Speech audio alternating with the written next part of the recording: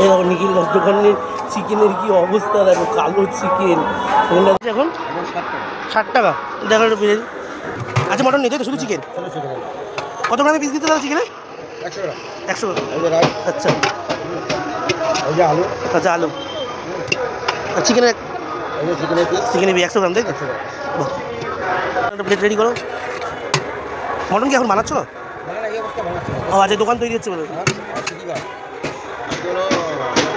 আচ্ছা, বুধবার শুক্রবার থেকে সব কিছু অ্যাভেলেবেল। 60 টাকা। চলে যে নিখিলদার বিরিয়ানি, নিখিলদার দোকান এখন ভেঙে গেছিলো। এই দেখো চিকেনটা আমার তো খুব একটা ভালো লাগছে না। চিকেনটা ভালো না, চিকেনটা ভেতরটা কালো, চিকেনটা ভালো না, ফ্রেশ না হয়তো চিকেনটা, জানি না। যাই হোক, তো চিকেনটা ভালো না।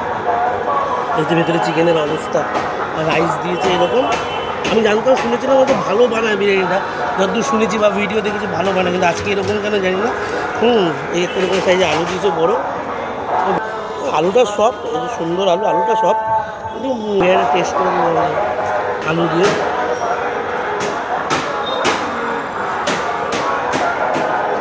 মোটামুটি খুব একটা অ্যাভারেজ না যে হিউজ খেতে, মোটামুটি বিরিয়ানি। কিন্তু চিকেনটা একদম বাজে চিকেন, যেমন স্বাদটাও বাজে, যেমন চিকেনটাও বাজে।